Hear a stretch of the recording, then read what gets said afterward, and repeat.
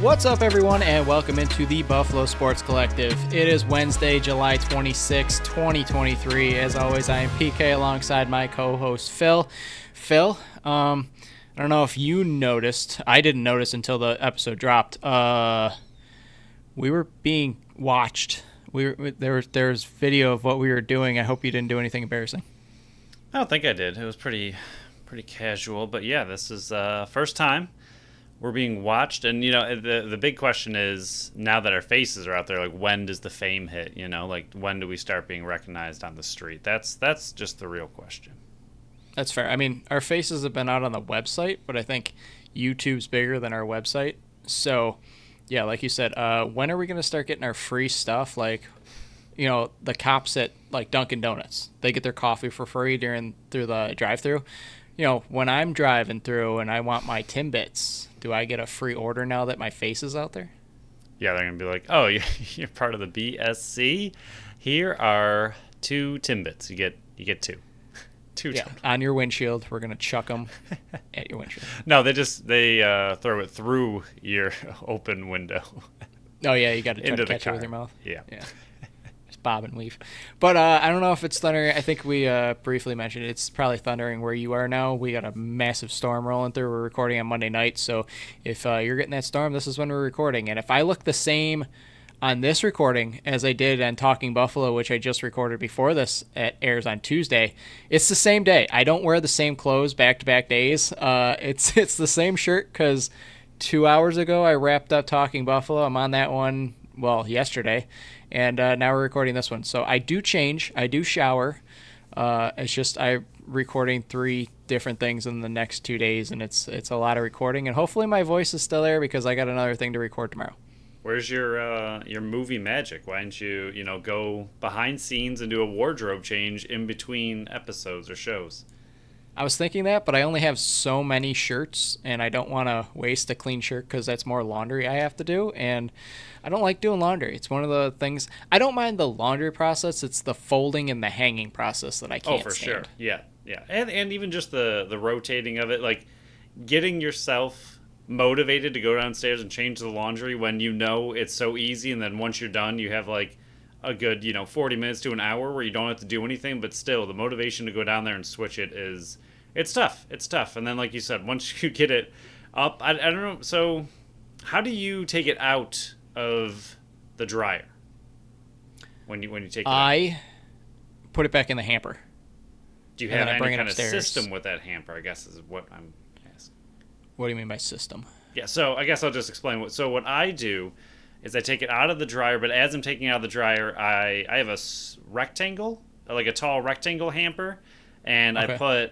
I drape all my T-shirts on one side, and then I do usually pants and shorts on the 2 short sides, and then I'll do like work clothes or something else on the far side, so that way, and then undies, socks, and anything I don't really care about goes in the middle, and then when I bring it up, it's much easier to put away, kind of a little bit more organized and less wrinkled. And then it also kind of helps if I don't want to put it away that day, I can just kind of grab something because I kind of know where things are ish within that hamper, so I don't have to put it away right away.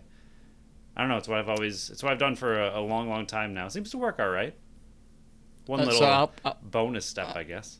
I'll promise the next time I'm doing laundry, I think it's probably Friday, I will try that, because currently I take all my dirty clothes from the hamper, goes in the washing machine, transfers to the dryer like everybody else, but then I just take it out of the dryer and throw it in the hamper.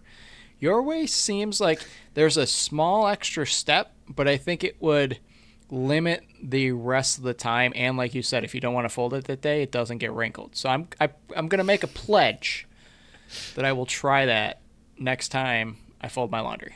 I'm really excited to see if you like the method. I'm really excited to see if I remember. Probably not. So if you want to let us know how you take your laundry out of the dryer, you can follow us on Facebook, Instagram, and Threads at Buffalo Sports Collective, and on Twitter /X, whatever they're doing over there. Elon, They Get it don't know together, what they're buddy. doing. Yeah, I don't even know what they're doing. They don't know what they're doing. Who knows what they're doing? Twitter, will it be there tomorrow? No idea. But Buffalo Sports Co. there while it exists, and we're going to keep doing that until they either shut down or fix their stuff. Don't forget to subscribe to our channel wherever you listen to podcasts. Check out our website at buffalosportscollective.com. You can find my article, the second annual PK's Pick the 53, on there, dropped on Friday. And then look for the time breakdowns in the description of the show. Phil, like I said, my 53-man prediction article dropped on Friday. And I'm already going to not get 100%. And that kind of came down last year also because I had Trey White making it, and I also did mention, and I said that if he gets put on the PUP, that Christian Benford would make the team. So technically, I got that right. But what it comes down to is training camp kicks off today. But before it even did, Monday's news broke. I think Tom Parasalo, I'm butchering his last name, but whatever. Nyheim Hines, your superstar return man, who was also traded over here from Indy for Zach Moss. He is done for the year in a jet ski accident. And all I can say is thank God it's just for the year, because from what it sounds like, it was a pretty ugly situation. And if he's only done for the year with a ACL injury, I guess that's the best outcome of what actually happens. But I guess my question for you is, now that Nyheim Hines is gone, what is their plan, or what is your plan for the running back room?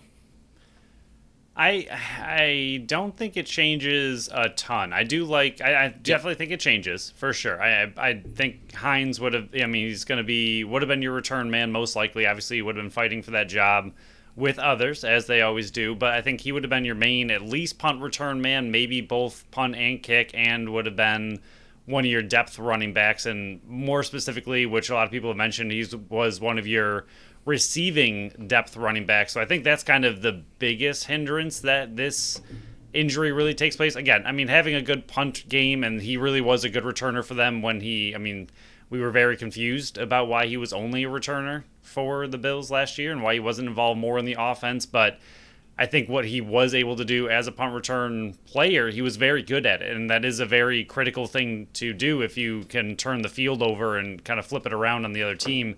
So it is an important position. But I think what it really does is, if he would have been integrated into the offense even a little bit more this year, or just would have been solidified as a better backup this year because he would have had a full offseason with the offense, I think him having the pass catching ability that he does, now you're lacking that in depth with just Latavius Murray and Damian Harris. They're both very good running backs, but not really your pass-catching guys. They're more of your bruiser-type running backs. You're really just left with James Cook, which is fine. But if he gets injured, you kind of eliminate the pass-catching running back role, and not knowing what Dorsey's going to be able to do or what he wants to do. It'll be interesting to see if they go out and try to find some kind of depth running back that has that pass-catching ability that can be literally just an extra back there. I mean, I'm sure they can find someone who might be, also threatening on special teams as well. But really, I think they're just missing that backup role right now, where if James Cook happens to get injured, you have no one really left in that kind of position or scenario. I think they're going to go out and try to find something to fill that void in general. Yeah, I think they just did that. I mean, they worked out Darrington. I'm going to butcher his name until I hear it. Evans, a former third-round pick for the Titans, and I believe was also on the Chicago Bears at one point. So they brought him in after working him out. I don't know if that means he's going to take over that Nyheim Hines role in the offense. I mean, I think the biggest benefactor of this injury is probably Shakir or Hardy, and I would more lean Hardy based on his previous years of being a all-pro returnman in 2019, I think it was, for New Orleans, where he was just lights out. I think this also opens the door for more opportunities them in the running game and the jet sweeps and the stuff that disappeared in year one of Dorsey that was there with Brian Dable, with Isaiah McKenzie. I think I put in the article, I'm very interested and excited to see what Hardy does to this offense. I think he takes the slot role and runs with it. I didn't have Latavius Murray making this roster. I had him as the Duke Johnson of last year, where he would be on the practice squad. You can call him up in a bit, because between him and Harris, it seemed a little bit redundant to have two of the same type of players. it seems like that's the role and the way they're going to go for now, unless something else happens. Like, there's still plenty of receiver backs out. J.D. McKissick, remember his name? I was killing and dying to have him in last year, and then the whole situation with Washington went down, and he didn't come here, and then he stunk last year with Washington, so he's still out there. Kareem Hunt is another big name. I know he kind of tailed off at the end of the Chicago. I don't know. I keep doing that. I went from Cincinnati to Chicago and now Cleveland. Cleveland. Last year, he kind of tailed off behind Nick Chubb, where he didn't really have a role after the training camp. So both of those guys could be names to keep an eye out for, but I don't know if that Evans coming in this signing kind of shuts any door for that. I wouldn't say it shuts any door because I don't think Brandon Beane ever shuts any door, but like you said, I don't think it plays a massive factor into the running back room. It does in the punt and kick return, but I think you got a decent backfield or decent options behind them. But I definitely think that the creativity and the possibilities of Hines in this offense we might never see because of this type of injury, because he was a possible cap casualty next year because of where they are at the cap. It'll be interesting to see if last year was his final time wearing a Buffalo Bills uniform, because it very much well could be. And luckily, I mean, I guess in a weird way, luckily, but he will always be remembered for that incredible game against the Patriots. So even if he had a very short time in a Buffalo Bills uniform, it was still ridiculously impactful and a play in a game that will be forever remembered in Bills history. So for his little time that he was here, if that is, kind of how it all ends up breaking down, he will absolutely leave his stamp and mark on Buffalo Bills Mafia. Very well said, though, Phil. But training camp kicked off today, early in the morning. So if you're listening to this and you're wondering what's going on, there's probably more news that happened.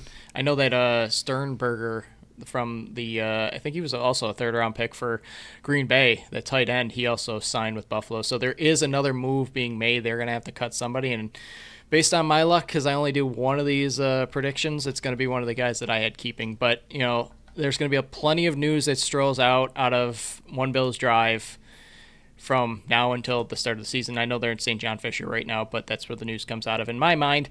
But, there's going to be plenty of news. We're just once a week through August. We'll be back twice a week sometime in September. Haven't really locked in a date yet, but you're going to have to deal with us catching up on all the news for the Buffalo Bills just once a week instead of twice, because that's the way we roll in the summer from now on. But, Phil, let's put a bow on the Bills. This is the last talk until the 2023 season actually officially kicks off in my mind. It's training camp. So we'll put that to bed and we'll pick it back up on next Wednesday. Sounds good. So we'll move on to our final segment here, Buffalo Bandits, and it's more of a collective NLL segment because the next time you're listening to this, next time you hear us talking, free agency will have kicked off on that Tuesday because we go on Wednesdays. Free agency kicks off next week, Tuesday. And a lot has already happened. A lot of players are re-upping. I don't know if this is something that you noticed, but it seems this year, and I know last year they had to deal with the CBA issues, and they didn't have it ratified until the middle of August. And I think August 15th is when UFAs kicked off last year, free agency kicked off. But franchise tags have to be placed by July 31st. That's next Monday. Anybody 33 and older can reject the tag. That means they have 72 hours. They can either sign it and take that payday and guaranteed money, or they can say, nope, I'm going into free agency. It's just 33 and older, though, so that does apply to some Bandits. We'll touch on that in a bit. But any UFA can be franchised, and there were a few franchise tags handed out today, and when we're recording on Monday, we'll get into that. But I figure let's just go team by team. We'll start with the West. We'll start with Calgary, kind of go over what their UFAs are. We're not saying that Buffalo is going to get out and sign any of these top-level players, but it's good to know who these UFAs are. So we'll dive into Calgary first. They lost their coach of the year, Kurt Malowski. He went to Vancouver, where he lives. I think that's going to play a major role in free agency because Vancouver stunk last year. They were not very good. They've had a tough time bringing in free agents to there, and now they got an established coach out there. They were Calgary was 13-5 last year. A little bit over 12 goals a game, or goals for, and then they had Christian Del Bianco, the MVP and goalie of the year, 9.28 goals against. They own the 11th and 16th overall pick. Their UFAs right now are Curtis Manning, who can reject the tag, Jeff Cornwall, and Mitch Wildfill. Any of those names kind of stand out for you for Calgary?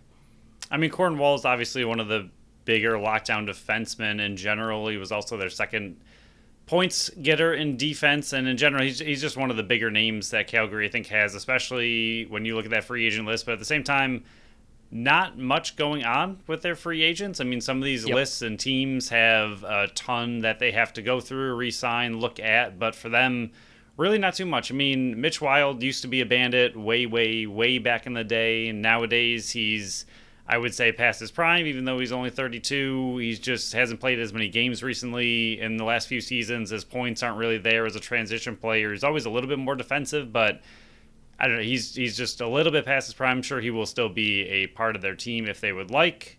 But at the same time, I don't know. I think definitely Cornwall is the big one on that team, but having only, to me, one main, like, unrestricted free agent on a team is pretty impressive for the NLL. Yeah, and I want to reference two things, and I'll probably mention this a couple times. These are unofficial UFAs. The NLL still have not, as of this recording, has not put out who the UFAs are, who the RFAs are, based on, like similar to what they did last year, where it was nice to have an official list by the league. This is just based on what we were able to gather, what I believe it was Lacrosse Flash put out as well. It was either them or Lacrosse Classified. Somebody, I'm sorry, I can't remember exactly who it was right now, but I will Google that when you're talking so I give them the right credit. But the UFAs are unofficial. They're just our best educated guess of who they are. And then, of course, there are RFAs, restricted free agents, but they rarely ever leave the teams. NLL is similar to the NHL, where every once in a while you'll get an RFA, offer sheet to one of those players, but more times than not, the team will match it and the player will stay with the home team because they're there for a reason, because probably job and lifestyle. But I would agree that Calgary's in pretty good shape right now based on who their UFAs are. There's not really much to talk about. I don't see any of those guys being really wanting to come to Buffalo or have any interest. Maybe Mitch Wild, but like you said, he's kind of past the heyday of what we would need him for. So we'll move on to Colorado, and this one is a bit more interesting because of the names that are on this list. They were 9-9 last year, like we all know. They made it to the finals again, but this time Buffalo came out ahead. 9-9, 10.56 goals for, 11.56 goals against. They own the 4th overall pick. Some UFAs, these first 4 can reject the tag if they want to. Garrett McIntosh, Tyler Carlson, Joey Capito, John Lintz. Then these 3 are official UFAs. They can get franchised, and I would assume, one of them is going to stand out here. Chris Wardell, Dylan Ward, and Eli McLaughlin. Any of those names kind of stand out further than the others, or I would have guessed there's a couple here. Yeah, there's quite a few. I mean, McLaughlin obviously right off the bat stands out the most at the top of their points list last year with 83 on their team. Next up was Zed Williams, Connor Robinson with 71 each, and then after that, Ryan Lee only played in 6 games, so I don't know if he really counts, but he only had 39, and then after that, it's 30. So their top 3, and I'm going to count Ryan Lee as their top 4 forwards, they're very top heavy, and then they have some decent fill-in guys, but McLaughlin last year led their entire team in offense, so obviously he's going to be a massive person that they're looking into saving and keeping. Wardle is another big one. Cupido's a very interesting one, a very solid player, only played in 6 games last year, big transition guy, injured most of the season, didn't get him back for playoffs at all, so he's going to be interesting to see if they can get him back healthy, and I don't know, he'd be an interesting one. I don't think he would leave Colorado, or I don't know what his plans are, but he'd be a very interesting one, not knowing what his injury currently is. I thought he was possibly going to be back for playoffs, so I think he would be ready for next season, but he was one that should have made a potential impact that they kept mentioning that Colorado was missing in the playoffs, and he's one as a big transition guy that could be interesting for Buffalo. Again, you got that kind of West Coast to East Coast thing. Doesn't happen too often. Has happened a little bit this offseason, so it does happen, does exist. But McLaughlin, Wardle, Cupido, and then obviously Dylan Ward is in the same boat that Matt Vince is, and we will eventually get to it. Is Nick Rose also, or did he sign a multi-year last year? No, he's still a UFA as well. We'll get into that.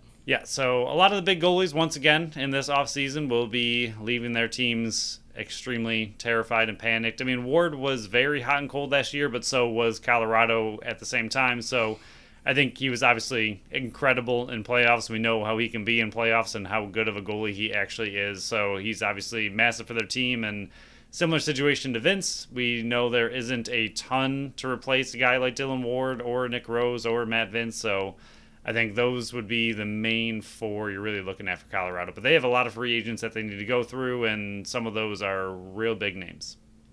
Yeah, they just got Jordan Gillies and Tim Edwards signed Monday before this recording. They got Robert Hope over the weekend. All three of those guys to 2-year deals. The names that stand out are the official UFAs that can get franchised. I think their goal is similar, if we want to relate it to the NFL, similar to what the New York Giants did, where I think they're negotiating with Dylan Ward and Eli McLaughlin, trying to get one of them locked up. If they can't get both locked up and they can only get one, I'm assuming the other guy is going to get that franchise tag. And if it's both of them they can't get a deal done with, they're franchising Dylan Ward. Dylan Ward is not leaving Colorado.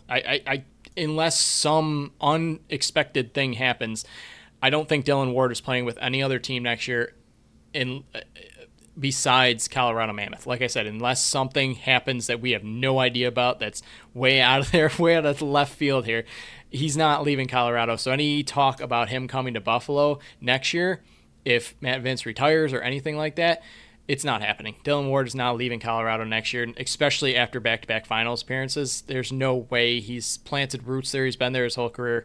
Dylan Ward will be a Colorado Mammoth next year. Eli McLaughlin, on the other hand, that is a different story. Can they get out a deal? And maybe he gets a deal on Tuesday because every other team is getting deals done except for Buffalo. I don't know why every year this happens, but Buffalo waits till like the last minute and then deals start rolling in. They usually do it on Friday, so I'm expecting that a bunch of deals are going to be rolling out on Friday. It's like that Friday news dump. They're just going to get a bunch of stuff done. But like you said, Eli McLaughlin, Chris Wardell, both integral pieces on that forward group. I think Wardell will be back. Eli McLaughlin, will there be any change up? Will he want to go elsewhere? I can't see it. I think they'll try to keep the team together. I mean, you saw last year where Zed Williams was an RFA. I know he has some roots back in Buffalo. RFAs, like I said, rarely ever move. I think that team will be close-knit. It seems like Colorado's slowly making those deals come together. Like I said, Tim Edwards, Jordan Gillies, and Robert Hope within the last couple days. But those are three big names that are free to leave. But like I said, there's one franchise tag. If none of them get deals, I think it goes to Ward. Yeah, I would agree. I mean, the big thing with that entire team, I mean, you never want to say someone's going to leave, similar to the Bandits, like I would assume, and I guess it's a homer assumption, but that a lot of those players that if they have the opportunity to leave in free agency just wouldn't really want to. And I guess very similar to Colorado, with how the Bandits have been at the very top of their game for quite a long time. The team is extremely close, very tight-knit. It's very similar to Colorado, where they've been in back-to-back finals now, won one, lost one.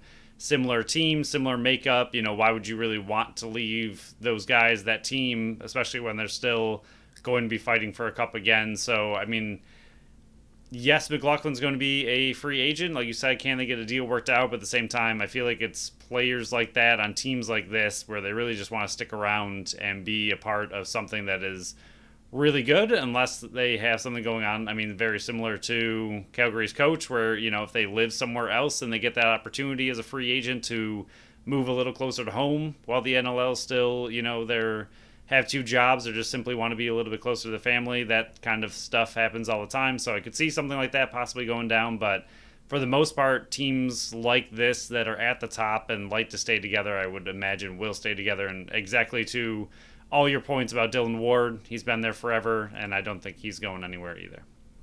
Yeah, so a lot of these names, since we're talking West Coast first, are very unlikely to be in any conversation for the Buffalo Bandits. So take all these ones with a grain of salt, but we'll move on. This one's going to go really quick.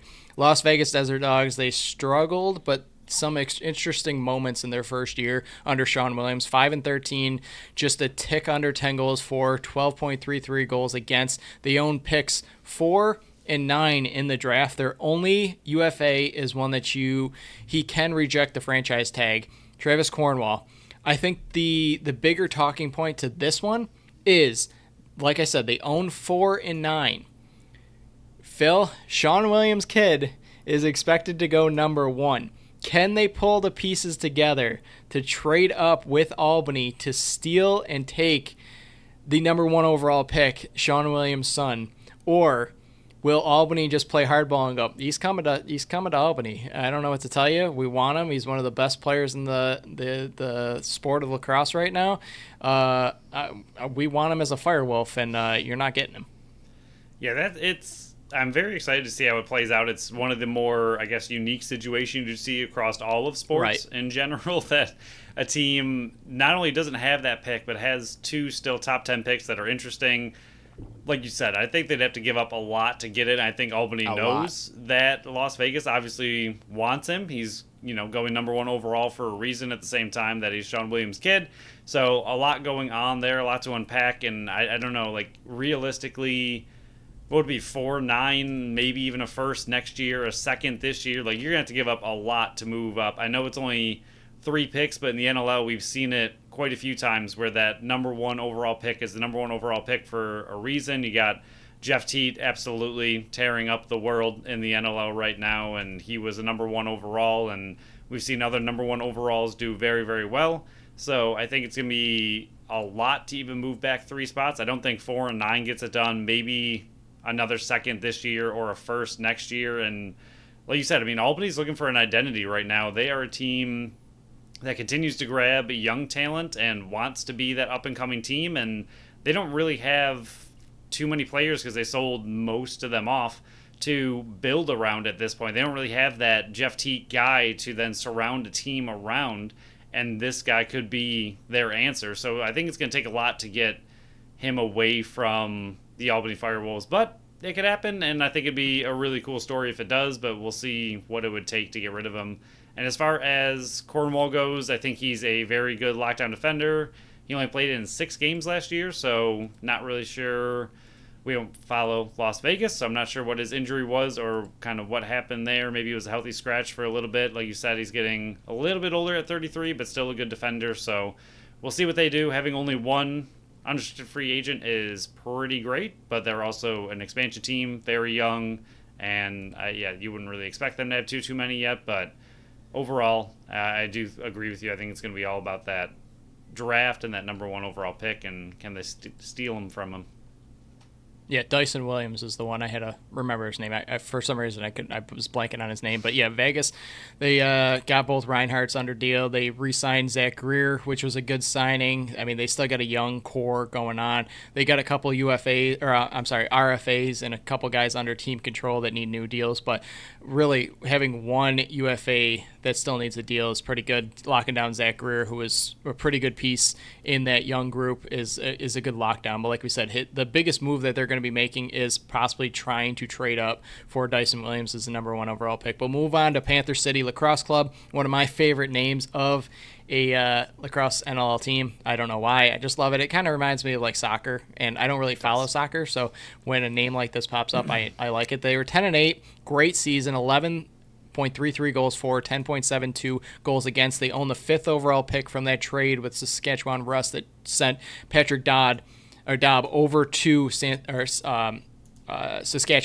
In return, they got Matt Beers, who could reject the franchise tag, and he just did that on Monday. So he is, at least before free agency opens up, he will not be back with Panther City unless they can work out some kind of deal here. But he rejected the deal. That doesn't mean he's not coming back to Panther City. I think Saskatchewan had a few of those guys last year, like Kyle Rubish and Reese Dutch, that rejected it last year. Maybe Dutch got franchise. I can't remember, but there have been guys that reject the franchise tag that still sign with those same teams. But the other guy is Callum Crawford. I don't know about you, Phil, but I can't see Crawford leaving Panther City. He went there because he lives in Oklahoma. That's as close to Oklahoma as you can get. He's been complaining about the the travel for the longest time. I can't see him going anywhere else, and as long as Panther City wants him back, which I can't think why they wouldn't, this team could add another piece, fifth overall, to that Callum Crawford connection up top, and I'm excited to see what this team does for the future because they got some nice pieces up front, and Damoud and net isn't half bad either. Yeah, I think the only thing, I know you would absolutely love it and it'd be ridiculous, but the only thing with Crawford, which again we've talked about, the Bandits not really having too many holes, but he was on the Bandits at one point. Like you said, I don't think he goes anywhere due to the travel as well. He's getting up there in age. He's 38, but that kind of also plays into, I mean, it's half you don't want to travel, half do you want to win a championship before you're on your way out. I don't know if Crawford ever has. I'm not 100% sure if he's been on a winning team in his career, but if he hasn't, I mean, that's just the only question to me with Panther City Lacrosse. And they were on their way. I don't know if they are really in line to win it next year, but at the same time, they were 10-8. They were doing really well toward the end of the season, so they are a team that is up and coming and could absolutely fight for a title. I mean, we've seen, I don't want to see stranger things happen because, I mean, I don't think they're that far out of title contention, but at the same time, there's still some big dogs in the West and the East, I think, are ahead of them as far as fighting for it overall. But at the same time, we saw, Colorado team squeak into playoffs and make it all the way. They're a little bit different being the defending champs. We know what they can bring, but, anything can really happen in the NLL, so they could have a good season and fight their way all the way to the title. But I think that'd be the only question with Crawford is, does he want to, does he have it in his mind that he wants to play one more season? And if he plays one more season, does he want to fight for a title and be in that title race? If not, if he wants to, I mean, he's had a ridiculously good career.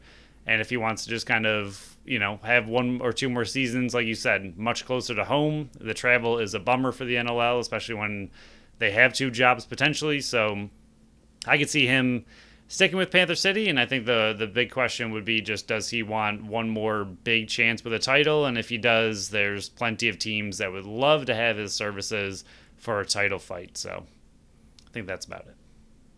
So San Diego is the next team. They won the West last year, 14-4, 13.33 goals for, which I believe was the highest in the NLL, and then 10.72 goals against. They own the 13th overall pick. They got some pretty big names in UFAs, but they also signed some of those big free agency names, like Dane Doby just re-upped with them, which was a relief because there was talk that he might have headed out to Vancouver. They re-signed Curtis Dixon a couple weeks ago. Phil, this one's going to break your heart. Frank Ciliano, he just got franchised, so he's not leaving there, which is a big question mark because I thought you couldn't franchise a player 2 years in a row. He was franchised last year. He's getting franchised now. Maybe you can agree to that. I don't know how that really works. It's another mystery. I'll try to look into that further, but he's franchised, so he's not going anywhere. So really, they have 4 free agents right now that are not able to be tagged, 1, because they're over 33, and 2, because their franchise tag just got used on Ciliano. So they are Jesse Gamble, Kevin Crowley, Brody Merrill, and then Casey Jackson. Merrill's not going anywhere. If he wants to play another season, he's going to be back in San Diego. But I think the name to keep an eye on in free agency is Kevin Crowley because it didn't really work out in San Diego last year. Does he want to go back there? Do they want him back for another year? Or does he look to come back east and maybe go back to Philly, maybe go somewhere else East Coast? That's the biggest name for me to watch currently out of all the names we mentioned so far of a guy that could be on the move.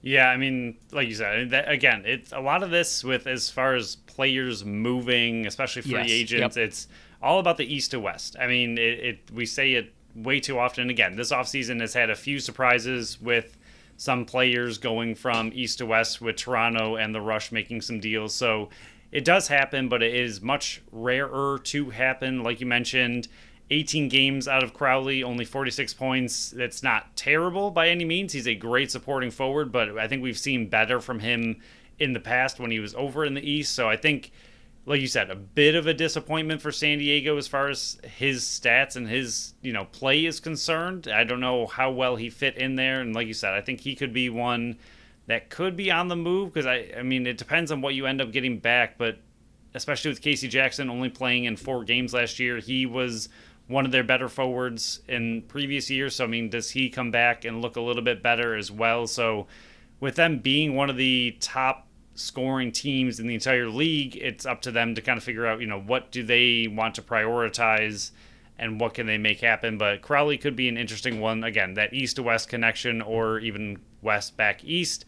So it could be an interesting one to see him on the move. And he was a very good player, I think still is. So plenty of teams would be very interested across the entire NLL in his services. So like you mentioned, I think he's going to be one of the biggest ones kind of to look at. And Chiliano's, even being franchised twice, is interesting, but at the same time, I don't know. I really thought that they would have given a harder look at their backup goalie who had pretty similar stats. I know he's arguably too young. I forgot how old he is when we went over it last episode. I would say he's young for sure, but at the same time, he had pretty similar numbers in the opportunities he was given. Chiliano, to me, was 20. A little hit or miss. What is he? 20. I thought he was 20. Okay, so they might just not be ready to turn that over to him. I thought he played really well, and maybe they'll have an internal battle. And again, not that Chiliano's bad by any means. I mean, you definitely want to give him another chance, an opportunity, and I don't think you're ready to turn over a team that is looking to be a title fight to a 20-year-old, so that's fair. But I'm surprised they didn't take a little bit different approach or different look at it. I think Chiliano, I don't know, that could be one area they could use an upgrade, but he's definitely not a bad goalie by any means. And again, with a team in a title window, I don't think you're really going to try to rock the boat too much. So I guess that makes some sense bringing him back as well. So the Saskatchewan Rush, the team that's been the most active, at least in the trade department so far this offseason, 8-10 last year, 11.34 goals for, 11.78 goals against. They own the 12th and 14th overall pick. They got some UFAs. They kind of took care of their other UFAs. Robert Church, he got franchised after Kyle Rubisch rejected it. So they went and took that and put that right on Robert Church, their main UFA guy that's, had to be back. I knew he was going to be back regardless, and unless, I guess, Kyle Rubisch accepted it and they could work out a longer-term deal with Robert Church. But having him back with that young core of the forward group, that's important. Ryan Dilks and Royce Dutch are also guys that can reject the franchise tag, which doesn't matter because it was assigned to Robert Church. And then Mike Mallory, all of those guys are UFAs. Phil, any guy that kind of stands out to you? I know there's one guy, I guess, at the top of your list that we mentioned last year, I believe. Who was that? Rubisch. Yeah, I was going to mention Rubisch. Okay. I was making sure that, I don't know, I was mentally thinking Rubisch, and I was like, yeah, that's who I went by. I didn't know if I randomly said somebody else last year. I was like, oh, wait, did I say somebody different? Okay, yeah, Kyle Rubisch for sure is at the top of the rush list. I mean, right now, just looking through their stats, they had nobody over 100 loose balls except... Can you name the two? And you should kind of be able to. I know we don't follow the Rush whatsoever, but think of interesting off-season things. Yeah, I'm going to spoil it. I have it in front of me. But dang. Messenger and Rubisch were the two. Right. So they lost Messenger in a trade, which is great for them. No, he's still there. Oh, he's still there? Yeah. Who was it? Why do I always think it's Messenger and it's not? Who was it? Matthews. It was Matt Beers was traded. And Mark Matthews. Matthews is the one I keep. Mark Matthews, forward and transition, forward and transition guy. Yeah. Mark Matthews is the one I keep messing up with Mike Messenger because they're both MMs. That makes sense. Yeah, I see where you put the pieces together. I've done it the entire time. Every single time I go to look up that Toronto trade, I'm like, oh yeah, Mike Messenger, that stinks. I'm like, oh nope, it's Mark Matthews. All right, different guy. Every single time. Okay, well. Having him, they still only had two over 100 loose balls, and obviously different types of players. Man, Mike Messenger is a beast at transition, but Rubisch being one of their better shutdown defensemen and loose ball hawks, he's just an incredible player. Means a ton to that team, means a ton to the NLL in general, just being one of the better defensive players out there. And I think he's got, I mean, obviously they tried to franchise him, so there's a reason he was franchised number one on their list, even over Robert Church. I mean, you just think about that situation alone. Robert Church was the one who was number one on their team in points with 104, and yet even with that, they chose to try to franchise Kyle Rubisch first.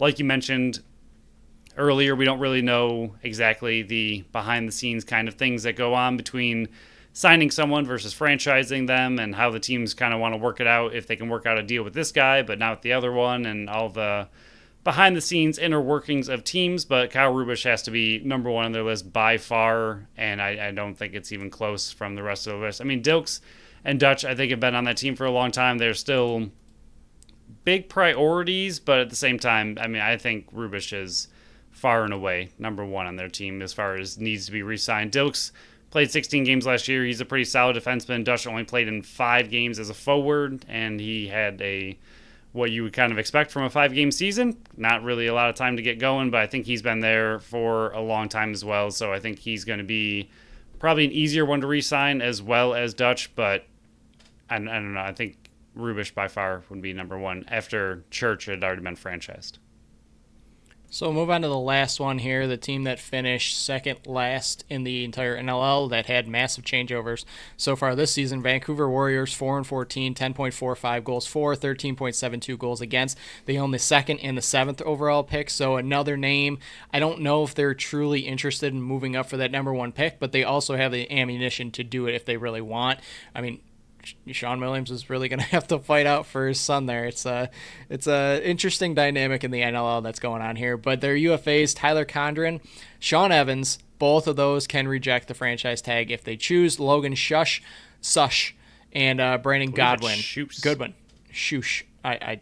They're Vancouver, Phil. I don't pay attention to them very often. But Brandon Goodwin, I did it twice now. Goodwin, they are both UFAs that can accept the franchise tag, or they really don't have a choice if they get it placed on them. But really, not any names to really mention. It's the biggest one here, and I'll just talk about it really quick, and then we can move on to the East, is Sean Evans. What does his career look like now? Like, is there another team out there that's going to give him a chance? I know in summer ball that there was a whole issue going down with St. Petersburg. I don't really know the in-depth of it because I don't truly follow that league very often. I just pay attention to what the Bandits players are doing over there. But I know there was some issues over there with that. Is there any team that is willing to give him another shot in the NLL? Is his career done? It'll be very interesting because he still can play. He still has a lot of playmaking ability. I think he was voted like 5th out of the players in the NLL with a passing ability. So he still has it, and players still recognize that he has it. It's just he signed very late on a team that was not very good. Is there a team that is going to be willing to give him a chance is pretty much the biggest question mark out of the UFAs for Vancouver, at least for me. Yeah, and that's I could see him exactly what you just mentioned with signing late. I could see that happening again, and kind of just how things fall for other teams. I don't think he's going to be necessarily a high priority due to some of his just things going on. So I think he, like you mentioned, he can still play number 2 on their team in 16 games with 63 points. 63 points is nothing to overlook. It's still an incredible player, and he had a whopping 82 penalty minutes, which is very Sean Evans-esque. So, I mean, again, there's a lot that kind of goes in with him, but he can still play. He's still a very good player. I think it's going to be exactly what you just mentioned, though. I think he's going to be a late season signing, and it'll kind of see what teams need and what, is left out there. I think he's just going to be a priority for some teams, but I think they'll have people ranked higher on their free agent list to go after, let alone signing their own players. And then if he's still out there and he fits a need for a certain team, I can see him being signed. I think it'll just come a little bit later in free agency. So we will move over to the East now. 13-15 Albany Firewolves, 9.28 goals for, 12.95 goals against. They own the number 1 and the number 17 overall pick. Their UFAs, all of them can reject the franchise tag. Brett Manny, you got John LaFontaine, Adrian Sorchetti, and Jeremy Thompson. Phil, LaFontaine is probably the biggest name out of those because Sorchetti, I believe I read that he's probably headed out west because he missed this whole season due to firefighter school, and that's out west for him. So I'm assuming there's going to be a lot of West Coast teams that are interested in his services. It was the Lacrosse Flash that had the whole breakdown. So again, credit to them for this whole list and kind of backing up what master list I had. I think we agreed on almost every single free agents out there, but John LaFontaine is pretty much the biggest name for them besides, what do they do with the number 1 pick, but we got plenty of time to talk about that because we already talked about a lot of it. Yeah, and I'm not going to remotely try to, Sorchetti, I guess it's not quite as difficult after you said it twice. But congratulations to him on firefighter school. It's pretty cool. Pretty, what is it? What is it? I was going to say thoughtless. Obviously, that's not the word I'm looking for. What is... Thankless? Similar? Thankless job? Selfless, I think, is the word I was looking for. Okay, Selfless yeah, I can see that, yep. job. So congrats to him for going after that. Not an easy one to go after, and a tough thing to put your life on the line for other people. So good for him. And but back to lacrosse. Yeah, John LaFontaine would be their number one guy, transition player. Pretty good one. I mean, he was their assistant captain. As far as the team goes, they need somebody on that team with some kind of age because they just keep getting rid of everybody, and trying to be a younger team is great, but they have, they're just lacking some kind of leadership. So with him being the assistant captain, I don't think he's going to go anywhere. I think he has potential to.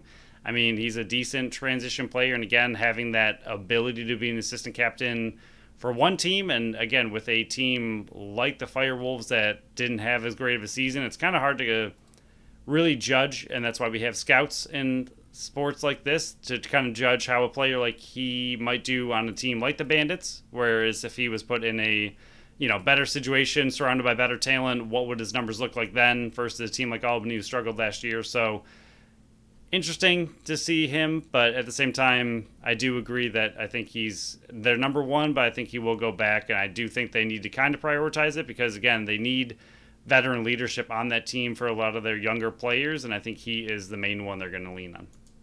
Yeah, he was one of the runner-ups for Teammate of the Year as well, so I can't really see him leaving Albany based on, the votes he got from his own teammates and players around the league. So I as much as I would like a name like that, I can't see him leaving Albany really in that veteranship role. But we'll move on to the Georgia Swarm here. 8-10, 12.17 goals for, 11.5 goals against. They own the 6th, the 8th, and the 19th overall pick, Phil. This was a team to keep an eye on for because Lyle Thompson was a UFA.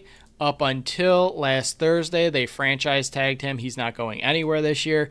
He was, there was talk amongst people that talk about the NLL, about possibly trading him, but I think the run that they went on towards the middle to the end of the season kind of prevented them because they still had that chance to make that wild card 4th place team into the playoffs. But, they don't have any regular UFAs. The only UFAs they have are Miles Thompson, Jeremy Thompson, and Shane Jackson. All three of those do not have to, accept the franchise tag, which, again, third time I've said this, they can't use because they've already used it. But I think Shane Jackson is the biggest name to keep an eye on here. Former MVP of the league, one of the top players in the league. During his time, he's kind of taken a step back a bit, not like the same power level he is, and that tends to happen when you get older. But it'll be interesting to see him and Kevin Crowley, to me, so far, are the biggest name to watch for movement in the NLL so far in free agency that's coming up on Tuesday. So it would be interesting to see if he goes back to Lyle Thompson or if he looks for greener pastures elsewhere, like you said, kind of like Callum Crawford looking for that title. Yeah, and again, I think the weirdest and biggest thing with this team is exactly what you mentioned, where they really took off toward the end of the season, and had they made playoffs, they were going to be scary and a team you didn't really want to go up against, per se. So I think that is going to play a huge factor in just what this team looks like this year. They've been struggling for a few years. They haven't been the best, but last year, toward the end of the season, they really came on strong. They really started looking like a very solid, cohesive unit together. It wasn't just all Lyle Thompson putting the team on his back, doing the best he can by himself. The team just really came together, and they were a very high-scoring team. So I think all of that, exactly what you're just talking about, kind of plays a factor into Shane Jackson's kind of thought process, and if he wants to go somewhere where he thinks might have a better title shot. But at the same time, Georgia could be making some noise next year with their own playoff run, given how the season ended toward the end of the year. So I don't know. He's going to be an interesting one. I don't think Jeremy Thompson's going anywhere. He is their main face-off guy, but at the same time, he's got Lyle, so I don't think he would choose to go anywhere, not that Lyle is staying. But Shane Jackson could be interesting, like you mentioned, as just someone who might look for a better opportunity to win a title, but at the same time, I think Georgia could make some noise, so maybe he just decides that, this is where he's been for a little bit, and maybe that's where he wants to stay for now. But I do think that he could be an interesting one to keep an eye on. And some of these players, I mean, he's probably the biggest right now, and some of the other ones. But I mean, if a player like him ends up on the move, whatever team he goes to is instantly a little bit scarier. So definitely keeping an eye on and kind of hoping he stays. Yeah, me too. Because kind of like last year, where that one day where I got home and Curtis Dixon was signed somewhere else, and Kevin Crowley went to San Diego, and Corey Small went to Toronto. It was like everything broke all at once. So far, the two biggest names, Shane Jackson and Kevin Crowley, are two big names to keep an eye on when Tuesday rolls around. Doesn't mean it's happening on Tuesday, but during that early part of the week, those are two big names that could be on the move. Halifax Thunderbirds are up next, the third seed in the East, 10-8 last year, 13.22 goals for, second in the NLL, 11.67 goals against. They own the 10th overall pick. They have two UFAs. Both players can reject the franchise tag. They have the trader, David Brock, who retired and then unretired and went to Halifax, that whole situation. And then Ryan Benesh, which I highly doubt he's going anywhere but Halifax. This is his final year. He already said he's going for the title. I don't think he's leaving Halifax because he likes it there so much, so I assume he's going to be back with Halifax. But just the stuff they've done so far this offseason has been pretty incredible, because the list of names they had, Phil, that were either UFAs or RFAs that needed to re-up was unbelievable. They had Colton Armstrong, Tyson Bell. They had Chris Boucher. Chris Boucher already had a deal. I apologize. Eric Fennell. They had Cody Jamieson just re-upped with a 3-year deal. They had Johnny Pearson, who is an RFA and needs a new deal. Clark Peterson, Austin Shanks. The Trevor Smith re-signed. Randy Stotts already re-signed. Ryan Tarafanko re-signed. They had so many guys that needed new deals that they already got it done.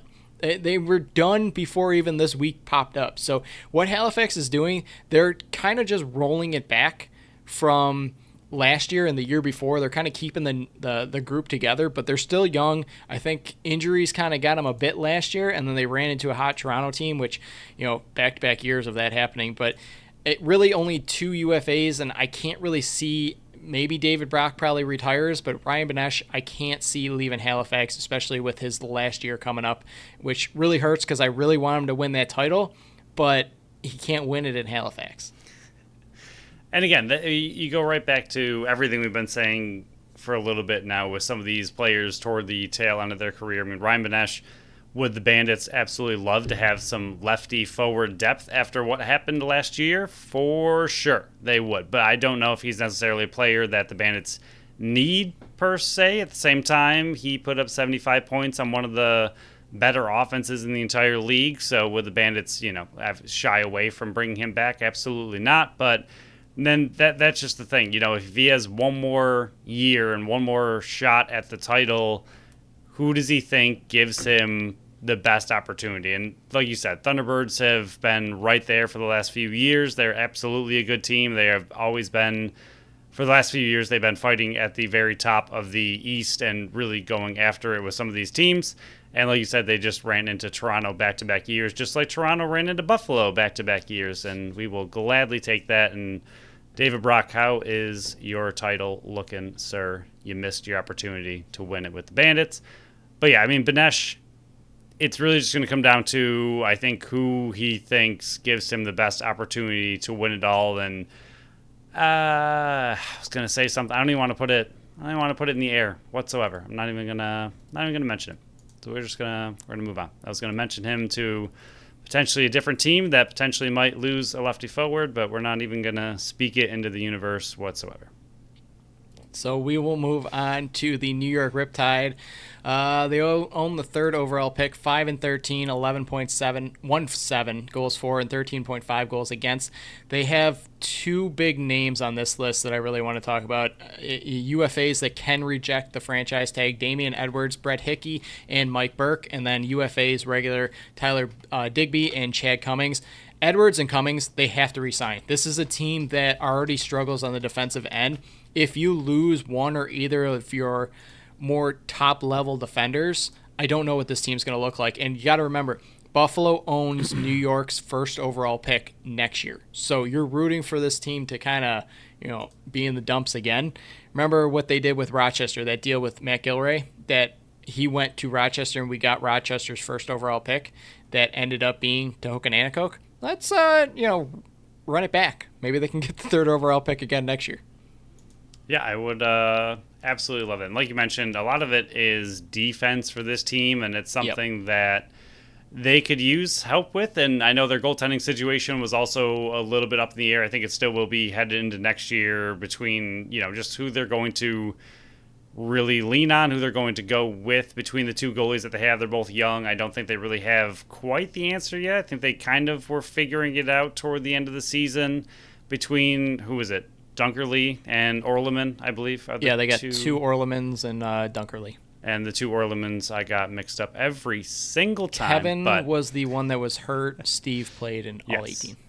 I think Steve was okay, but I think they really started to lean a little bit on Dunkerley toward the end of the season. So I think that's going to be an interesting battle. And I forgot what they said. I believe they made a comment. The head coach or the organization made a comment toward the end of the year about those two, and I think they were kind of leaning Dunkerley a little bit. So I think that is a big part of kind of what's going on with their defense as well. But the big thing with a team like that, with the amount of offense of potential they do have with Jeff Teat and how incredible he is, if they can add one or two offensive pieces and keep that defense together, which I agree with you, I think they need to do, and maybe their goaltending tightens up a little bit, I think that 5-13 team can be looking a lot more like 500 or even a little bit more. And as we saw last year, anything near 500, you have a chance to get into playoffs. So I think they just need a few tweaks, but I think, like you mentioned, keeping those free agent defensemen together, even if they're a little bit on the older side, I think is a huge part of that team. Yeah, and I picked them to make playoffs, but we'll breeze right through that. We'll move on to the Philadelphia Wings. Phil, 9-9, 11.11 goals for, 11.72 goals against. They have a few free agents here. 3 of these here can reject the franchise tag. Alex Krupinski, Angus Goodleaf, Brock Sorensen. 2 of those last 2 names sound a bit familiar. But then this is the biggest one, and his name is Mitch Jones. They still have their franchise tag. I don't see Mitch Jones making it to free agency. I don't know if you do, but based on the deal they made to bring him in, I don't think they're going to be okay with half a season of Mitch Jones. I think they're going to lay that franchise tag on him and make sure he does not leave the city of Philadelphia. No, he's done. He's done in Philly. It's over. They had a good time. They had a good run. They had some fun, and Mitch Jones is moving on with his career. Wow. If he left, I think that would beyond be the biggest news of the entire offseason, especially what they gave up to get him. But I don't think we really have to mention that too much. He's not going anywhere whatsoever. Krupinski, Krupinski, I guess, is a pretty solid defenseman for their team, so I think they're going to look to bring him back. Goodleaf, we had him as a Buffalo Bandits backup goaltender ages ago with Angus Goodleaf. He was a good time as a backup, but I think they would probably try to keep him and his services as backup. Like you said, Mitch Jones, by far the biggest one they need to worry about, but I think they will get that deal done. Yeah, now we'll talk about Rochester really quick. They did a pretty good job this offseason as well, re-signing a bunch of their guys that needed new deals. They were 10-8 last year, 12.11 goals for, 11.89 goals against. They ran into a buzzsaw, the Buffalo Bandits, in the round 1. They have 2 free agents that can reject the franchise tag, Paul Dawson, Dan Coates. Out of those 2, I can't see Dawson leaving. I think he'll re-sign there if they want him back. But Dan Coates is another guy that they have to bring back just because of the nucleus they have. He is an older veteran defensive guy, and Rochester definitely needs more defensemen and to help in front of Rhineland Hartley. I think they're going to have to make a desperate push to bring Coates back. Yeah, and they both are. Dawson is up there in age as well, but he's also a shutdown defenseman, and their captain, so I don't think he's going anywhere. But Coates, right. I agree with you. Very similar situation. I think Dawson's 37, Coates is 36, so both a little bit older on defense, but at the same time, they're both very good at what they do, and they are shutdown defensemen, and they're quite good at it. So I could see both of them easily coming back. And like you mentioned, I think that's something that they're going to need to retain, much like a lot of these other teams. But I think those are 2 of their big pieces on defense as far as veteran leadership and in general, just really retaining those players. Like you said, the nucleus of that defense, a lot of the communication goes through those veteran players. So I think it's going to be critical for them to bring both those guys back. So my man crush team, apparently the Toronto Rock, that got embarrassed by the Buffalo Bandits in the playoffs here in the Eastern Conference Finals. 13-5, 13 goals for, 9.11 goals against, the best in the NLL. They have some free agents here that can reject the franchise tag: Greg Downey, Corey Small, Stephen Keogh, and Nick Rose. And then they have three guys that are UFAs in Jason Noble, Billy Hostrasser. I can never I think pronounce it's his last name, Hostrauser, Phil. but you got it. And Sheldon Burns, those three guys. So there are some bigger names with Toronto. They got some work to do, and I wouldn't be shocked if, most of these guys, if not all of them, do return to Toronto to try to run it back. Yeah, I think the shocking one in a not all that shocking way, but an excellent call out by you was Corey Small and how big of a deal it was. I wasn't as worried about it as you were when he went to Toronto, and you deserve some credit for it. He ended up second on their team in offensive points and played one heck of a year. So I think he's going to be a really big one for them on the left side if they can retain his services. If he walks out the door, that is a major loss, and obviously losing your number two scorer is pretty big. But Keogh, also a new addition last year, ended up fourth on their team. So they have a lot of their offensive pieces.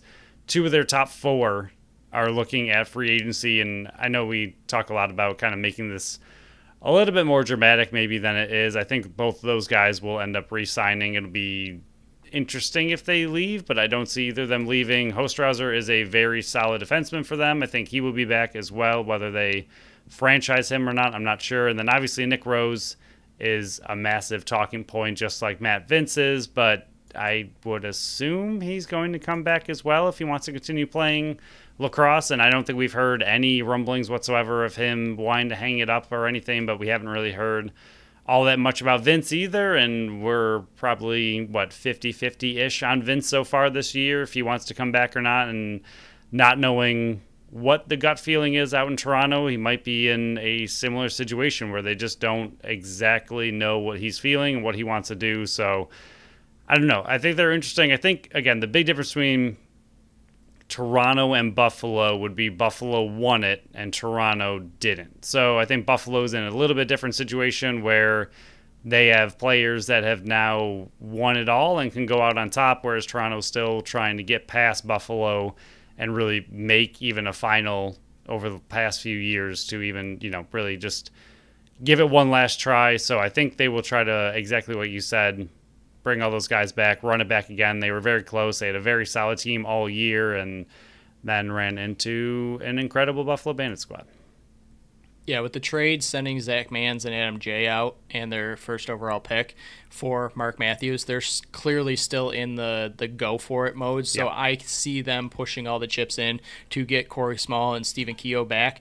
Like I said, I can't see Nick Rose leaving. He's the goaltender of Toronto Rock, and why would you leave the Toronto Rock that have that type of defense in front of you? It would be nuts to do that. So I can't really see most of these guys going anywhere. Jason Noble, I know, was a interesting talking point because he got to Toronto and then didn't play at all. So that'll be another interesting name. So I wouldn't be shocked if the franchise tag gets put on him. But Phil, we'll move on to the final team here. And if you've noticed, we kind of went in alphabetical order for both the East and the West, but we missed a team. And that's because we were saving the best for last, which definitely is the best because they won the NLL championship. The Buffalo Bandits, 14-4, 11.94 9.5 goals for, 10.61 goals against. They own the 15th overall pick in the draft.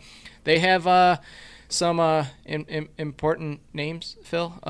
This is going to hurt, even though I'm not really too worried yet, even though Buffalo has done nothing so far in the offseason, but I think they're still all partying with the trophy.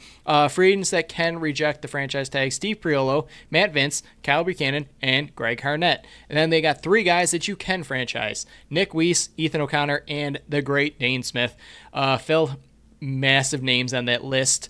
It's weird that you have these massive names, and I'm not all that worried about any of them leaving. It's more about a couple of them, will they hang them up? And the two that I'm talking about, we've mentioned multiple times, is Matt Vince and Kyle Buchanan. And Steve Priolo. I think he's coming back. The way he sounded in that championship thing, the trophy on the field, I think I'm like 99% sure he's coming back. But I mean, I feel like there's emotions are running ridiculously high That's in that fair. situation, and I think after you've had an entire off season to let your body relax and you're not in pure adrenaline, we just won a championship hype mode. I think it's a little easier in the off season after you've come down and you've healed and rested and know what that feels like to maybe consider things again. To me, I think Priolo's coming back. I agree. I think it's going to be interesting. I could see his decision again relying on what Matt Vince ends up doing, but at the same time, you had some information today about what Kyle Shanahan is doing in his offseason, how impressive he is Delvin looking. Shanahan? Delvin, I was looking at Kyle Buchanan's name. Devlin Shanahan. And how he's doing in the offseason. So, I mean, I think you and I are starting to lean a little bit more toward him being potentially a replacement for Matt Vince if it comes down to that. But at the same time, you're looking at arguably the greatest goalie in NL history and possibly hanging it up. So, I mean, he's still a gigantic loss no matter what kind of offseason Shanahan's having and how great he's playing. It's pretty much near impossible to replace someone like Matt Vince being the greatest, arguably, of all time and the best at his position. So, really hard to replace that. So, I mean, he's by far the biggest question mark of the entire offseason for the Bandits. Like you said, I don't think we're too worried about Nick Weiss, Ethan O'Connor, or Dane Smith. If any of them walked, I would be ridiculously shocked, especially Dane Smith. I don't think any of them are going anywhere. Kyle Buchanan is the other big piece. I mean, again, he's that unsung kind of hero, that very quiet leader, but plays his heart out, plays really, really well. And I think the Bandits wouldn't have been in the position they were if he had not been on the team and been one of the more steady presences. And we talked about how injured the offense was throughout the entire season, and him and Dane Smith were arguably the two that stayed healthy the entire time, and arguably only two, I believe, who stayed healthy the entire season. So, again, for his age, he was ridiculously reliable and healthy, and he's a big part of that offense, so he's going to be a big question. And then Greg Harnett is someone, the last offseason, I was very excited that the Bandits were able to get, and then absolutely nothing happened with him the entire season. So he's one to me that if Priolo maybe hangs it up, Harnett was, I believe, a captain, I think, of Calgary when he was there. So he was in the leadership group, yeah. Yeah, so I mean, he's got that ability in him. He was a defender. He was a shutdown defender. So I could see him potentially being kept and kind of running into that communication or leadership role or just that veteran role on the defense if Priolo ends up hanging it up. But I do agree with you. I think Priolo is going to come back. Buchanan and Vince, I think, are much more iffy as of right now. And with Vince, again, you can take it as a positive and negative that Vince, I believe, is not playing summer lacrosse. You can either take it as, they went very deep into a championship run and they are going to allow him to kind of rest and relax, and he's just healing himself up. He didn't want to play again because he wants to get ready for next season. Or you could take it as he doesn't want to play anymore and he's just good to go off into the sunset. So Vince, by far, to me, is the biggest name on this list. Buchanan is not too far behind. I think he's another big one to watch. And then Priolo, like you mentioned, I also think, I don't know, what would you put it at, like 70-30 he comes back? Priolo? 99. Yeah. What? I've still got him at 99. Oh, wow. Okay. Well, you got it at 99. And then the other three true free agents that can be franchise tagged if we wanted, I think all of them are going to be coming back as well. And then Greg Harnett is another interesting one as far as depth, but he just didn't play at all last year, so he'd have to find a spot on the team. So I think he's going to be an interesting one to keep an eye on as far as what they end up doing. I don't know where they would find a spot for him and all that mix, but I did like the signing originally and was hoping he would play, and then he didn't. Yeah, you did love that signing last year. I do remember that. But, yeah, I'll sum it up really quick. I'll try to do this in 30 seconds. Matt Vince and Kyle Buchanan, I think they're back if they want to be back. It's just, are they ready to hang them up? They both are capable of continuing to play. It's just a personal decision if they want to hang it up or not. Steve Priolo, captain of the team, finally got over that hump. I don't see there's any way he's coming back. I know it was emotionally filled, like you said, in that championship, celebration on the field, but I can't see him leaving after all that. He's still one of the top defenders in the league. Nick Weiss, Dane Smith, Ethan O'Connor. Ethan O'Connor lives around here. Dane Smith's building a house around here. Nick Weiss loves Buffalo, so I can't see any of those three leaving. Then Greg Harnett, who knows? He wasn't a part of the team that won the championship, so it'll be interesting to see what they decide to do for a guy that was on the holdout list all this year. So, big names for the Buffalo Bandits for a team that has done zilch so far in the offseason. But like I said, they typically do stuff on Fridays for some reason, so I wouldn't doubt that coming up this Friday, we see some names getting signed or even some guys, Nick Weiss or Dane Smith getting that franchise tag. But I guess to be anticlimactic, there were really two huge, massive names that could be on the move are Kevin Crowley and Shane Jackson, and the rest of the guys are smaller pieces that could be on the move, but a lot of other big names we think are going to be back on the team. And again, just to reference, there are other guys that are free agents, but they're restricted free agents, so the chances of them moving teams in free agency are very slim. That's why we're not talking about them. Buffalo has a few of them. Chase Frazier, Ian McKay, I think Justin Martin, and Bryce Sweeting. I believe those are a few of them. I think there's a couple other stragglers out there that I do have. I just don't have it in front of me right now. But yeah, again, unofficial list of the UFAs moving forward. You notice Zach Higgins wasn't on the list. I had some discrepancies between Lacrosse Flash and myself's list. I'm going to lean towards them because they have more people that do this research over me, so I'm going to say he still has a year left in Philly, but if he's a free agent, I wouldn't be shocked. It's that COVID year, Phil, that is really screwing up all these contracts that I had listed on my sheet. I don't know if it's counted or not counted. Who knows, because this NLL is crazy, but I'll look into that. But is there anything else on this show? I know we went a little bit long, but there's a lot of names to go through. We went over every single team's unofficial UFAs and free agents that can reject the franchise tag. But anything else before we shut down this episode? I don't think so. I don't think so. We got some other teams not doing too much, so I think for now, with this one running a little long, we will wrap it up. So just a couple home cleanup jobs here. I was on Talking Buffalo on Tuesday, so yesterday, so go listen to that interview. Again, same shirt, but that's because I recorded this like 3 hours ago. I got my article out on BuffaloSportsCollective.com. You can check that. It's my 53-man prediction article that I write every year. And free agency for the NLL opens up on Tuesday, so stay tuned for that. Stay tuned for all the news. We will be as active on Twitter as possible to keep everybody as informed as possible. If we break news before Buffalo Bandits do, don't hold us against it, because we did that kind of last year with Nick Miller, where he had no idea he signed with the Buffalo Bandits, and he asked me where I found it, and I told him. So yeah, I guess we'll shut this down, Phil, but I'm very excited for next Wednesday's recording, because I guess we might be recording before free agency even opens, so we'll have to discuss what we're doing that. But that's outside of the podcast conversation. You guys don't want to hear that because it's very boring. So thank you all for listening to another episode of Buffalo Sports Collective. Follow us on Facebook, Instagram, and Threads at Buffalo Sports Collective, and on Twitter/X at Buffalo Sports Co. Visit our website at BuffaloSportsCollective.com. Subscribe to our channel wherever you listen to podcasts, and make sure you leave us that review on Apple and Spotify. Until next time, bye-bye. And stop.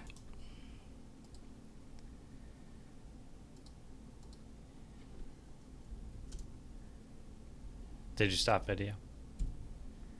I gotta...